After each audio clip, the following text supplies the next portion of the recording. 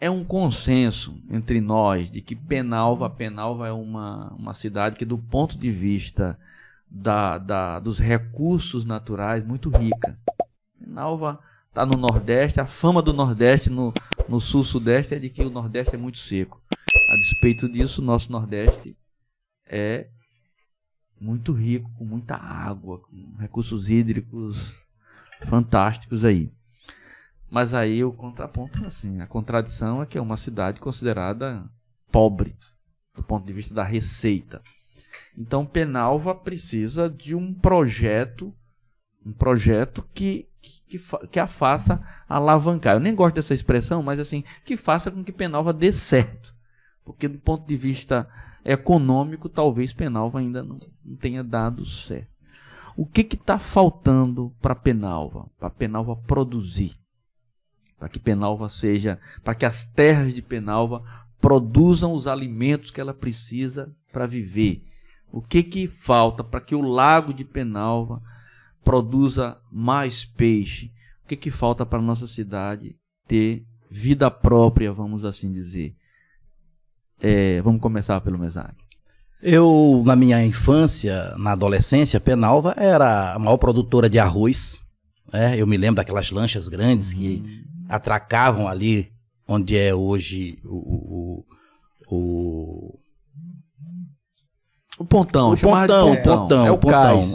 Eu me lembro da Nova Estrela, da São José de Ribamar, levava aquela produção toda de arroz. Marisol. Então, naquela época, existia um investimento no agricultor lá no local onde ele trabalha. Né? E o José Gonçalves, que nessa época era a referência de Penalva, ele comprava arroz na palha. Ele investia o dinheiro no cidadão, o cidadão ia lá, plantava o arroz e ele comprava o arroz e mandava para São Luís, comprava o babaçu da mesma forma e assim sucessivamente. Eu acho que o maior problema hoje no nosso município é a falta de investimento na produção e na pecuária. Porque, veja só, o que nós sabemos fazer? Nós sabemos pescar, plantar e criar.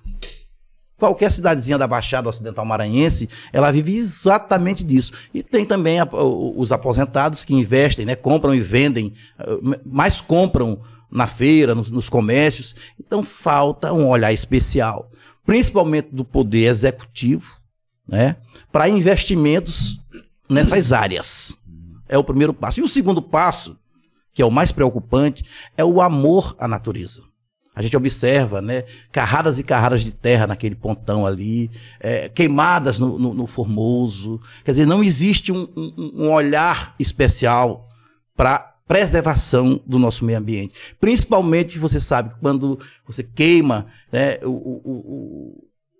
a gente chama de matas ciliares, que são aquelas matas que ficam nas margens do rio, do lago. Então, quando você queima aquilo, vem a chuva, traz os resíduos e vai entulhando, a gente chama isso de assoreamento. Perfeito. Esquenta a água, mata os alevinos e a gente vai chegar um tempo, mais cedo ou mais tarde, que vamos estar sem peixe e sem os nossos pescadores com alimento até para os seus próprios filhos. Então, a minha visão é que esse investimento seja feito na preservação e na agricultura familiar e na pecuária. Agora eu passo então para Augusto. Augusto vem da zona rural e assim, essa ideia de que Penalva foi um grande produtor de babaçu, por exemplo, é fato, né? Não é... Penalva foi de fato um dos maiores produtores. A região do Capivari, da Serraria, estava ali, né? Ali, quase todas as mulheres ali quebravam babaçu, coco babaçu. E por que essas coisas não continuaram? O que está acontecendo, Augusto? Por que tanta gente viajando para São Paulo, para outras partes do Brasil? Olha, Gonçalo, eu tenho assim, uma visão bem direta com relação a isso. Se tu andar, por exemplo, na zona rural, 15, 20 anos atrás, que eu venho de lá, agora é período aí de mês de maio, mês de junho, e aí a semana todinha era comprometida, hoje eu vou cortar arroz com A, com B, todo mundo plantava. Hoje não. Só que a gente tem uma realidade parecida. Se tu percorrer a zona rural, quase todo mundo tem um cercadinho e 2, 3 vacas. A pecuária ganhou força, enquanto a produtividade rural caiu. Isso porque, talvez que falta uma consciência no sentido de que 2, 3 vacas no quintal não dá para se sustentar, não dá ali para remediar uma precisão de imediato. A pecuária é mais cara. Mais cara. Talvez que seria mais sensato, mais viável ali que aquele pequeno ali criador de 10, 15 animais mantesse aquela áreazinha ali para fazer suas plantações ali anuais, porque poderia ficar revitalizando todo ano. Aí tem outro fator, por exemplo, que quando a pecuária ganha força, aquele que quer produzir perde espaço. Porque aonde? Tu lembras, o teu avô, Gonçalo Mendes, era o dono das terras lá da serraria. Então, e era queimada naquela época também, Gonçalo, porque não tinha um incentivo por parte do poder público. Tinha uma garantia de compra. Aqui tinha pessoas que compravam toda aquela mercadoria, o babaçu, o arroz, só que não tinha um incentivo por parte do poder público. Só que tinha pessoas dispostas a trabalhar. Só que as terras, como é que funcionavam? Este ano plantava aqui num pedacinho, no próximo ano já tinha que mudar. Daqui a 5 anos, este que foi feito aqui agora em 2024, em 2030 já estava pronto para ser reutilizado. Aí, nesse sentido, é que eu acho que falta, sim, um olhar por parte do poder público para garantir, né, dar estruturas e condições para que aquela terra que hoje é cansada possa ser preparada para dar sustentabilidade àquele pequeno produtor que queira produzir. Além disso, também falta garantia. Garantia de que aquela produção vai ser comprada. E hoje nós já temos isso. E aí é um ponto bem interessante que eu quero tratar aqui, porque eu já sentei com o Guerra e a gente já discutiu sobre isso, é sobre o fortalecimento da agricultura familiar. Gonçalo, não sei se tu sabe, esse ADAP, que era a Declaração de Aptidão ao Pronaf, foi substituída pelo CAF, que é o Cadastro Nacional da Agricultura Familiar. Hoje, por exemplo, o Sindicato dos Trabalhadores Rurais cobra R$200 para emitir. Agora imagina aquele produtor rural e olha que, por incrível que pareça, esse é o documento fundamental e único para comprovar daqui a 5, 10 anos um benefício rural no INSS. Então hoje a gente já tem esse projeto nesse sentido de que a Secretaria Municipal de Agricultura vai tomar essa responsabilidade para ela, para cadastrar todos os pequenos produtores, emitir o CAF de forma gratuita e dar condições para que eles voltem a produzir. Como? Com um técnico, entendeu? Com uma equipe especializada, com tratores de arado, entendeu? Com uma agricultura, com irrigação do solo em algumas áreas que é necessário para garantir, porque hoje nós não temos mais terra. Mas aquele produtor que tem uma linha de terra ali disponível para plantar, a gente vai garantir que todo ano ele possa plantar, e fazer sua colheita, ter o solo novamente preparado para replantar novamente. Tem uma reserva de mercado nas escolas de 30%. Isso. Reserva que eu digo assim, mínima. Porque a agricultura familiar poderia abastecer 100%. Se tivesse até 100%. Até 100%. Mas tem uma reserva de 30%. Então tem um mercado ocioso aí para ser abastecido. Então, uma cidade que não produz o que come não pode ser uma cidade rica. Ainda que ela não produzisse o alimento, mas ela produzisse outra coisa que permitisse comprar esse alimento. Vamos pensar as grandes cidades, as grandes metrópoles. Vamos pensar essa região aí famosa de Dubai, etc. Esse pessoal não produz grande parte do que come, mas eles estão em cima de poços de petróleo e tal, de coisa. E assim compram. Me dê uma parte. Mas assim, só para eu vou passar para você, mas o que eu quero dizer é o seguinte: eu acho que você já entrou um pouco no tema. Assim, a gente tem conhecimento da situação, a gente sabe que a gente precisa fazer algo, e aí Mesaque, vereador, e de fato assumiu, né? Ainda nessa legislatura. 5 meses. 5 meses. O Augusto ainda assumiu também. 2 anos. Então, os senhores, sentados na cadeira de vereador, o que é possível fazer? Qual é o projeto? Aí você pode aproveitar para falar o que queria e acrescento sobre qual é a ideia do Mesaque do ponto de vista do projeto para Penalva avançar nesse setor. Tu sabes muito bem que tudo que o executivo faz é planejado e aprovado de um ano para o outro. A gente chama de LOA, né? A lei orçamentária. O que acontece? Lá na LOA vem de forma especificada o que o executivo pode gastar. Mas cabe a nós, vereadores, emendar. A gente pode alocar, por exemplo, eu fiz agora o quê? Caiu na minha mão, né? Eu como presidente da Comissão de Constituição e Justiça, eu aloquei o dinheiro para o cemitério novo, o recurso para os matadouros, e a estrada, 100 mil para as crianças autistas. Então, foi remanejado de uma secretaria para outra. Cabe ao vereador fazer isso. Eu era o presidente da comissão e fiz essa situação. Mas cabe a mim, ao Pelezinho eleito, né? Se o povo assim nos der a oportunidade, cobrar em cima disso. Porque o prefeito ele não vai ter como dizer que ele não pode fazer. Porque já está lá pré-aprovado, já está aprovado. Então, o papel do vereador, além de fazer leis, fiscalizar, criar emendas, projetos, é cobrar do executivo as políticas públicas, principalmente aquelas que já estão no orçamento. E se Deus me der a oportunidade e o povo de Penalva acreditar nesse trabalho que eu venho fazendo ao longo desses anos todos, né? Desde 2000 eu entrei na política, enveredei, 2024, agora a gente está em 2024, 20 anos já. 2004, entrou em 2004. Sim, então 20 anos, né? Militando sempre na oposição. E a música toca até hoje. Mesaque Veloso, né? Então a minha contribuição, que Gonçalo... Tote, né? A regra era de Tote. A minha contribuição era justamente essa, fazer um projeto que o hospital possa consumir de dentro do nosso povo da agricultura familiar, como disse o companheiro Pelezinho, consumir o frango de Penalva, consumir a carne de Penalva, consumir os legumes de Penalva, não só o hospital, mas todo o local público, inclusive a própria prefeitura, a Câmara, as escolas municipais, porque aí sim o dinheiro circula dentro da cidade e a cidade sai certamente da pobreza que vive, que é uma pobreza extrema. Porque a economia, assim, basta ser economista para entender que a economia ela se sustenta assim, sobretudo num tripé, né? A gente precisa ter produção, circulação e consumo. Sim, né? sim. Então o dinheiro entra na cidade. Como não tem produção, você compra de fora. Aí Matinha, né? Inclusive. Aí você não gera emprego na cidade. Aí você quebra o ciclo, né? Porque não produz. Então fica faltando um pé. E isso tem atrapalhado a vida econômica da cidade. Imagina se o governo deixa de pagar um salário um mês.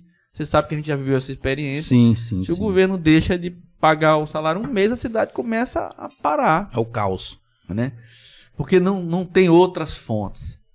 Né? E aí, Augusto, é preciso você, por exemplo, e talvez você enfrenta até uma dificuldade maior nessa proposição pelo fato de já ter, vamos dizer assim, de estar do lado, você está no mesmo campo político do prefeito Ronildo, e o Guerra também seria uma continuidade do Ronildo, e acaba tendo aquele discurso. Como é que vocês vão combater aquele discurso assim? Pô, mas... Por que não fez, né, Gonçalo? Por que não fez? É o discurso que sempre vem. Mas, Gonçalo, é como eu costumo dizer, eu acho que primeiro a gente tem que fazer uma política de conscientização. Vejamos, se tu pegar agora, eu vou te dar uma realidade de agora. Hoje, um bezerro, ele nasce, para ele chegar a 100 quilos, ele vai precisar de 1 ano e meio. Para tu vender por R$1.200 que tá o quilo de carne, esse R$12 em pé, o gado em pé. E aí, um saco de farinha hoje, Gonçalo, tá R$650. Eu vou te dar um exemplo bem básico. Tu sabes quem é hoje que segura aqui o comércio interno na produção de farinha aqui em Penalva? É São Malaquias, comunidade São Malaquias. Vai no São Malaquias e vê se tu encontra lá.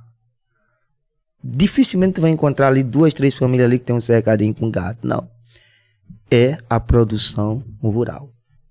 Então, eu acho que se tu levar essa política de consciência, que hoje, por exemplo, a agricultura ali, a produção rural, ela é mais rentável para aquilo que não consegue se estabilizar em grande porte para a criação de gado ou coisa do tipo, é o primeiro passo. Mas o segundo passo que eu costumo dizer, Gonçalo, veja só, tu fez esse estudo bonito, parabéns. Só que tu fez um planejamento, né? Tá do teu jeito hoje, Gonçalo, esse estudo? Ainda não. Ainda não, veja só, ainda não. Quanto tempo tu levou planejando para colocar esse plano em prática? Uns 2 anos, porque foi pandemia, pré-pandemia. Exatamente. Foi o que aconteceu com o prefeito. O Ronildo pegou uma casa completa. Então, 4 anos, né? Sim. Porque foi antes 4 da anos. pandemia. Mas teve um período que eu deixei de lado por conta de outra... Aí nesse cenário, aí o Ronildo pegou uma casa completamente desorganizada. O Ronildo é muito corajoso, Gustavo. O Ronildo bateu em todos os pontos que precisasse ser batido aqui em Penalva. Na educação, na infraestrutura, na saúde, enfim, na economia. Agora, uma coisa eu te digo. Com relação ao Ronildo, eu compreendo. Em 8 anos não deu pra gente chegar onde a gente queria. Só que o Guerra não tem desculpa. Eu costumo dizer. O Guerra não é que ele pode ser melhor que o Ronildo. Ele tem a obrigação de ser o melhor gestor. Porque Guerra será o prefeito da continuidade. Guerra é um prefeito onde não vai ter aquele discurso de que ele achou a prefeitura saqueada, de que ele achou as contas em atraso, porque ele está dentro do processo. Guerra foi o nosso secretário de administração, licenciado agora para concorrer às eleições. Mas o Ronildo também não tinha. Na primeira eleição ele poderia dizer isso. Na reeleição ele já não tem mais o discurso de encontrar... Eu sei, mas aí nesse sentido aí tu vê que era muita coisa para ser organizada. Ronildo Penalva passou por um processo de transformação, entendeu? Nós temos essa concepção que ficou faltando algo. E essa concepção que nós temos, que ainda tem muito para ser feito, só que o tempo não for hábil, é que a gente pede o processo de continuidade com a eleição de Guerra, agora em 2024. Agora, uma coisa eu te digo, o Guerra vai fazer, porque uma coisa diferente do Ronildo, diferente talvez de muitos, é porque o Guerra tem uma visão esse empresária. E Gonçalo tem uma coisa que eu sempre bato, e é necessário e nós vamos fazer. É quebrar essa cultura de que a prefeitura tem que ser a única fonte de empregabilidade. Porque isso faz com que o dinheiro fique assim, ó. Porque hoje a prefeitura de Penalva se mantém esses 2 repasses constitucionais. Sobra pouco para investimento. Não sobra quase nada. Porque hoje, por exemplo, o prefeito pode aplicar até 60% no quadro pessoal. Só que na maioria das vezes, às vezes ultrapassa, Mesaque, tu sabe disso.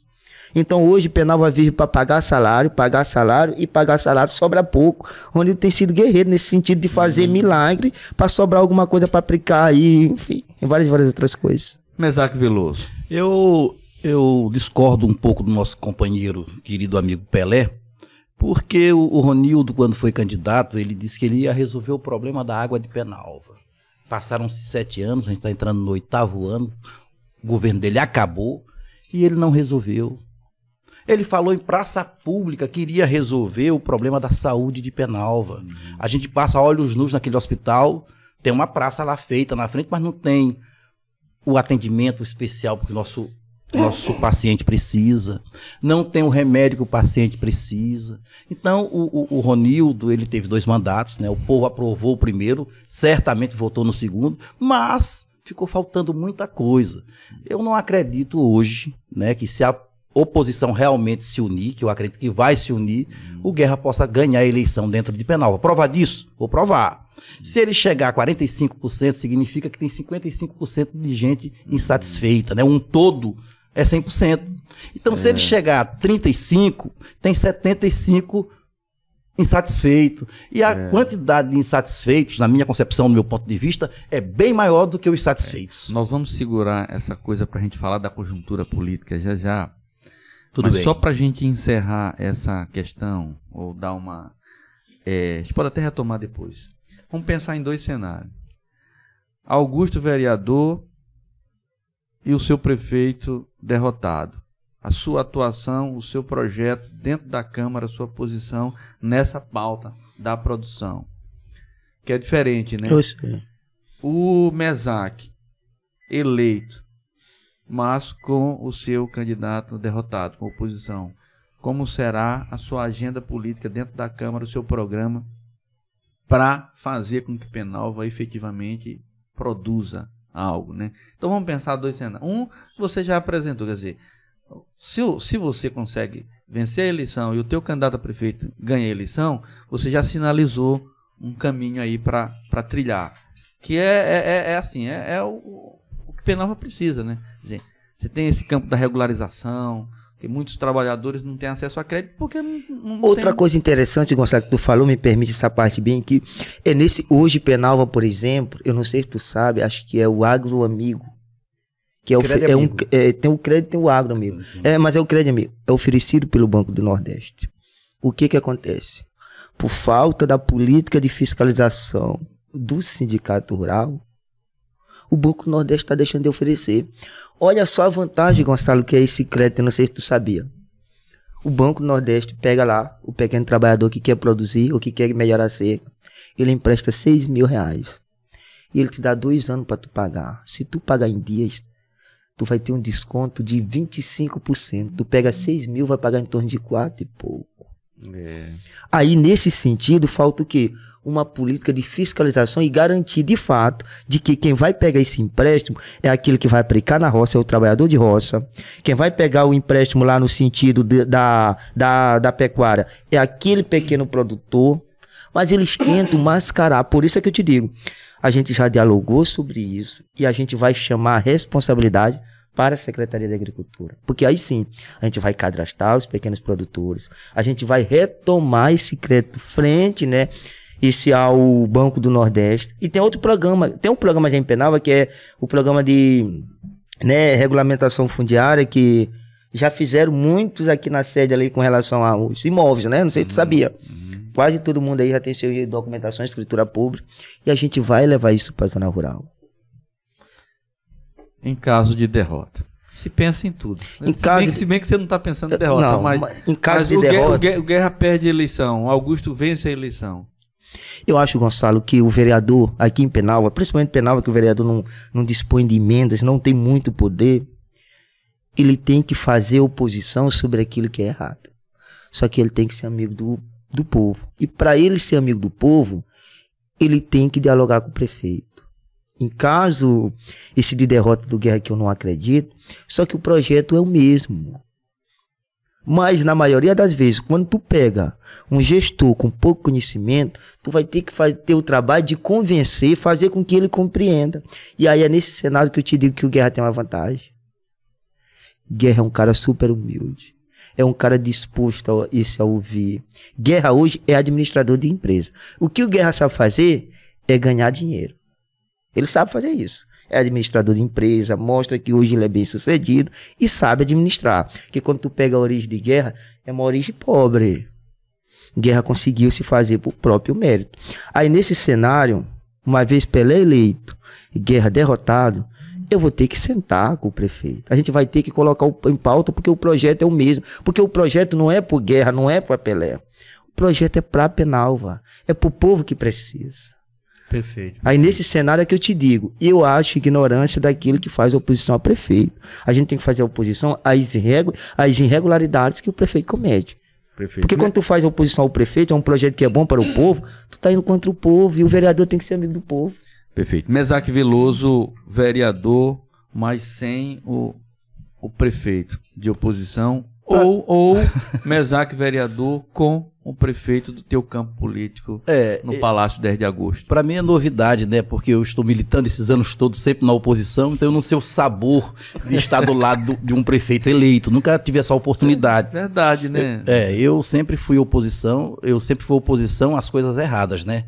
Inclusive, eu posso citar aqui inúmeras vezes que teve votações na Câmara que eu estive do lado do povo. Por exemplo, eu fui sempre a favor do concurso público, mas teve uma votação de contratação em cima da hora no período de Edmilson Viegas, que inclusive eu combati também o Edmilson Viegas, eu combati o Ronildo, e aí teve a votação e tal, alguns vereadores que eu não vou citar o nome se afastaram e me deixaram no fogo, né? Que é metade mais um, era a votação necessária para que a gente pudesse recontratar os funcionários. Veja só, eu não podia deixar o hospital sem um maqueiro. Eu não podia deixar um colégio sem um vigia. Se eu voto contra ou se eu me ausento, esse povo ia ficar desempregado. É uma casca de banana. Sim, e se alguém morresse lá no hospital, a culpa foi do vereador Mesaque, que não votou a favor da recontratação. Então, existem inúmeras coisas, né?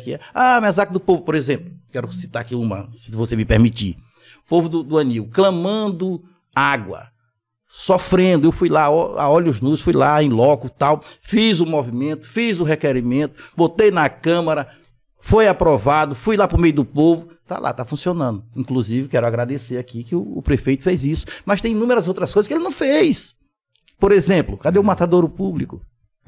Cadê a água? Essencial, Cadê a água do povo? Por exemplo, eu fiz um requerimento lá para Vila Benedito Leite, ele nunca fez, nunca nem respondeu.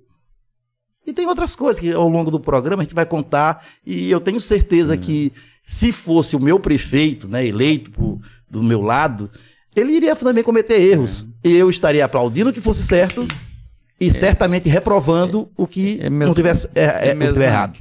Mesmo aqui, corrija-me se eu estiver errado. A tua trajetória, na maioria da tua trajetória, foi, de fato, no campo da oposição. Sim. Mas tem um breve recorte temporal que eu acho até que você ficou com a Secretaria de Agricultura. Sim. Que foi no governo da Zeca que ela perdeu. Inclusive, foi meu primeiro mandato. No final do governo, Sim. O que aconteceu ali? Ali é o seguinte, eu ia ser candidato a prefeito novamente, né? E eu tinha um desejo, um sonho, por isso que eu não condeno ninguém que eu vou ser candidato a prefeito de qualquer jeito, porque eu fiz isso, fui até o final, não serviu para muita coisa, mas meu nome está na história de Penalva. Mesaque, em 2004, foi candidato a prefeito de Penalva, tá lá na história. Foi eu, foi a Surama, né? Foi o Igor, o filho de Nauro, né? O Matheus. Então, o professor Gonçalo, o professor Amarildo. Então já estão na história. Foi vice. Candidato a vice. Então já estão na história de Penalva. Quantos e quantos queriam ter essa coragem e não fazem, né? Então a gente já fez. O pior é que a história política, que eu não faço muito tipo de história, mas a história dos grandes nomes, ela contempla, é uma história dos vencedores, né? Ela não contempla, por exemplo, se você vai ver quem foi o prefeito, vai estudar a partir dos prefeitos. Sim. Não, nem estuda, às vezes, quem foi o derrotado. Né?